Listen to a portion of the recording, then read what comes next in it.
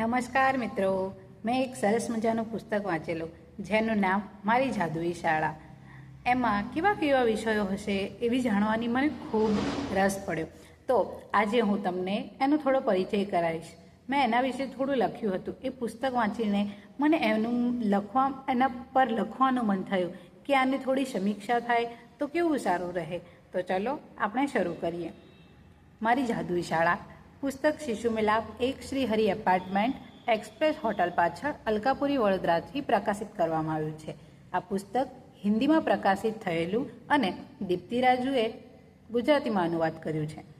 પુસ્તકના લેખક ડૉક્ટર અભય બંગ. તેમનો જન્મ સપ્ટેમ્બર 1950ના રોજ વર્ધા મહારાષ્ટ્રમાં થયો હતો.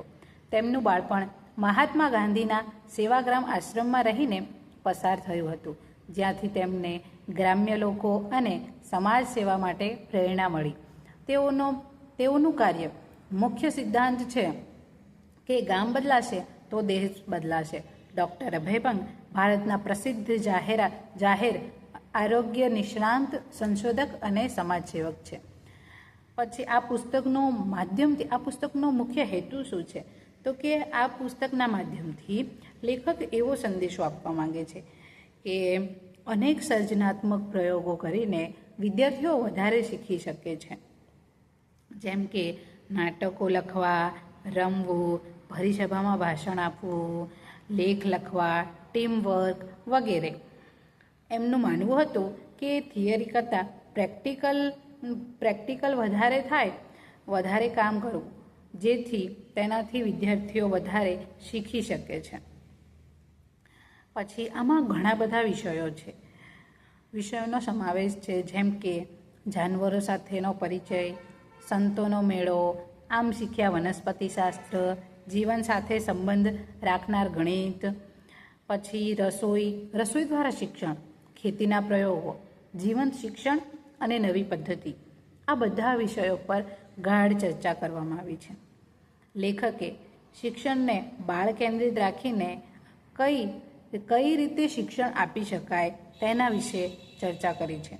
શાળાના શિક્ષકો રમૂજી અને સર્જનાત્મક હોવા જોઈએ, જેથી વિદ્યાર્થીઓને ભણવામાં મજા આવે.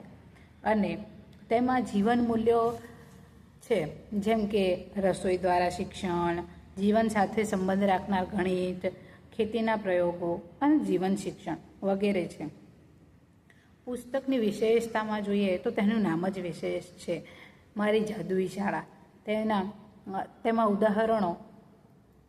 ઉદાહરણો સ્પષ્ટ રીતે તેમાંથી કંઈક શીખી શકાય તેવા છે. ભાષા સરળ છે. તેમાં ચિત્રો અને ઉદાહરણો આપણા નાનપણને ફરીથી જીવંત કરે છે. પુસ્તક અમુક જગ્યાએ આપણું હૃદય સ્પર્શી જાય તેવું લાગે છે અને તેનાથી જ તેની સુંદરતા દેખાય છે.